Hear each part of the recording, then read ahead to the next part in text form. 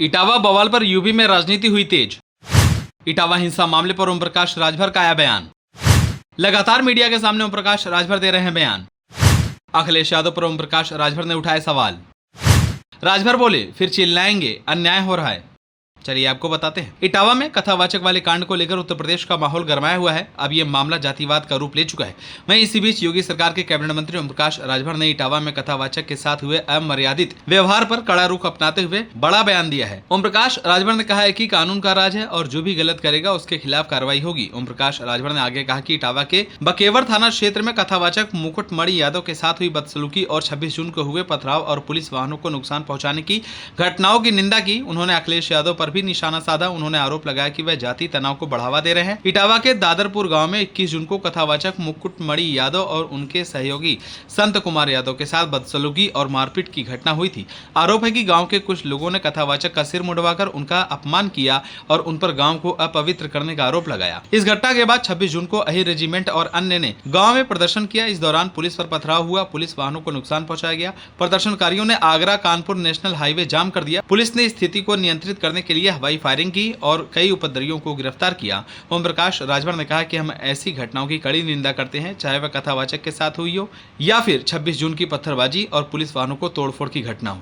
कानून का राज है और संविधान के तहत सरकार चल रही है और कोई भी कानून को अपने हाथ में नहीं ले सकता। ओम प्रकाश राजभर ने कहा कि पुलिस और प्रशासन को इस तरह की घटनाओं पर सख्ती से कार्रवाई करनी चाहिए। उन्होंने प्रदर्शनकारियों के पथराव और पुलिस के साथ अभद्रता को गलत ठहराते हुए कहा कि पुलिस की गाड़ियां तोड़ना, पत्थरबाजी करना अन्याय है। अगर कोई गलत करता है तो कानून अपना काम करेगा, इसके बाद ही वह लोग चिल्लाएंगे कि उनकी जाति के साथ अन्याय हो रहा है। ओपी राजभर ने जोर देकर कहा कि सरकार कानून के दायरे में काम करेगी और किसी भी तरह की हिंसा बर्दाश्त नहीं की जाएगी। इसके साथ ही ओम प्रकाश राजभर ने सपा प्रमुख अखिलेश यादव पर जातिवाद को बढ़ावा देने का आरोप लगाया। उन्होंने कहा कि अखिलेश यादव ने कथावाचक को 51,000 रुपए की आर्थिक मदद देकर केवल एक पक्ष का समर्थन किया, जबकि दोनों पक्षों के खिलाफ FIR दर्ज हुई थी। अगर अखिलेश PD की बात करते हैं तो उन्हें दोनों पक्षों को बराबर सम्मान देना चाहिए। केवल यादव समुदाय को समर्थन देना और ब्राह्मण पक्ष को नजरअंदाज करना कहाँ का पीड़ित है। इसी के साथ ही राजभर ने दावा किया कि सपा की सरकार में दंगे और जाति तनाव आम थे और अब भी वे इसी तरह की राजनीति कर रहे हैं। उन्होंने कहा कि महात्मा बुद्ध, ज्योतिबा फुले, सावित्रीबाई फुले, छत्रपति शाहू जी महाराज, पंडित दीनदयाल उपाध्याय और डॉक्टर BR अम्बेडकर जैसे महापुरुषों ने शांति और समानता का संदेश दिया। संविधान में इनके विचार शामिल हैं। हमें संविधान का पालन करना चाहिए। कोई भी गलत करेगा तो कानून उसका हिसाब करेगा। उन्होंने जोर दिया कि सरकार संविधान के अनुसार काम कर रही है और किसी भी जाति या समुदाय के साथ भेदभाव नहीं करती।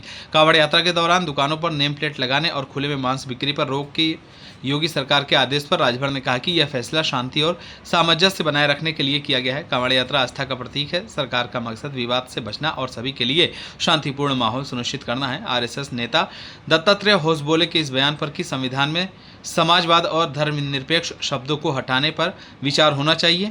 राजभर ने कहा कि यह उनका व्यक्तिगत मत हो सकता है, लेकिन संविधान में सभी को अपने धर्म और अपनी संस्कृति के अनुसार पूजा पाठ का अधिकार है।